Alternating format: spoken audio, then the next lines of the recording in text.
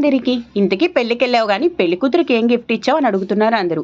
ఇదిగోండి పెళ్లి కూతురికి ఇలా సిల్వర్‌లో వినాయకుడి పటం తీసుకున్నామనమాట. ఎందుకంటే ఆడపిల్ల కదా! వాళ్ళ అత్తగారింటికి ఇలా వినాయకుడిని పట్టుకొని వెళ్తే చాలా మంచిది కదా! అందుకని. ఇదిగోండి పెళ్లి. ఇంతకీ పెళ్లి కొడుకుని కూడా చూపించలేదని అడిగారు అందరూ. ఇదిగోండి రండి మరి పెళ్ళికెళ్ళిపోదాం. సో, అంగరంగ వైభవంగా పెళ్లి మండపం. ఇదిగోండి డెకరేషన్ అయితే చాలా బాగుంది. చక్కగా చుట్టాల మధ్యలో వేద మంత్రాల నడుమ ఇదిగోండి పెళ్లి కొడుకుని పెళ్లి కూతుర్ని చూపిస్తున్నాను, వచ్చేయండి. ఇక ఈ విధంగా జీలకర్ర బెల్లం జరుగుతూ ఉందన్నమాట.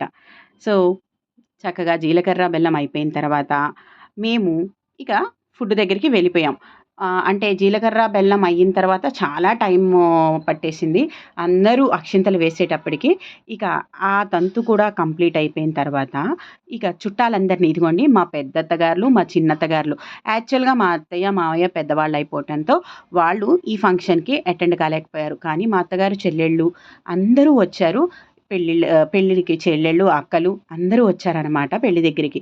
ఇదిగోండి ఇక భోజనాలు చాలా బాగా పెట్టారనమాట. యాక్చువల్‌గా ఇక ఉన్నవాళ్ళు అవ్వనివ్వండి, లేని వాళ్ళు అవ్వనివ్వండి, ఆడపిల్ల పెళ్ళి చాలా అద్భుతంగా చేయాలని ఎన్నో కలలు కంటారు కదండీ తల్లిదండ్రులు. అలాగే ప్రతి ఒక్కళ్ళ జీవితంలో ఒక ఒక కలలాగా పెళ్ళి జరుగుతుంది కదండీ.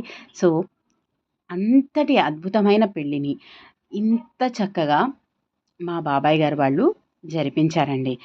నిజంగా ఒక ఆడపిల్ల పుట్టిన దగ్గర నుంచి ఆ పిల్ల పెరిగి చదువుల రీత్యా ఇక వాళ్ళకి చేసేదంతా పక్కన పెట్టేస్తేనండి, మెయిన్ టార్గెట్ ఏంటంటే ఆడపిల్ల అంటే పెళ్ళి.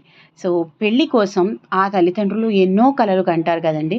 సో, ఇక వచ్చిన అతిరథ మహారథులందరికీ అందరికీ చాలా ఘనంగా మనము ఏం పెట్టాము అంటే, మనం పెట్టే భోజనాలే గుర్తుండిపోవాలి గదండీ! అందుకని ఇంత ఘనంగా భోజనాలు పెట్టించారు మా బాబాయ్ గారు. సో, భోజనాలైతే చాలా చాలా బావున్నాయి. స్టార్టర్స్ చాలా బావున్నాయి. టిఫిన్స్ చాలా బావున్నాయి. అన్నీ చాలా బావున్నాయన్నమాట. డెకరేషన్ చాలా బావుంది. అసలు ఓవరాల్‌గా మ్యారేజ్ చాలా బాగా జరిగిందండి. పెళ్ళికొడుకు, పెళ్ళికూతురు చాలా బావున్నారు. మరి మనము ఒక పెళ్ళికెళ్ళామనుకోండి, అక్కడ ఏం జరిగింది, ఏం పెట్టారు అనేది కూడా గుర్తుండదు. కానీ వాళ్ళు మనల్ని ఎలా రిసీవ్ చేసుకున్నారు అనేదే కదా!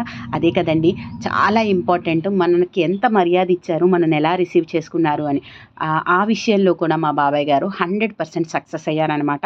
చాలా బాగా రిసీవ్ చేసుకున్నారు. వచ్చిన ప్రతి ఒక్కళ్ళకి అకామిడేషన్స్ ప్రొవైడ్ చేశారు. ప్రతి ఒక్కటి చాలా జాగ్రత్తగా దగ్గరుండి చూసుకున్నారనమాట. సో, మరి ఈ చిన్నారులకి ఒక్కసారి మీ అందరూ బ్లెస్సింగ్స్ ఇవ్వండి.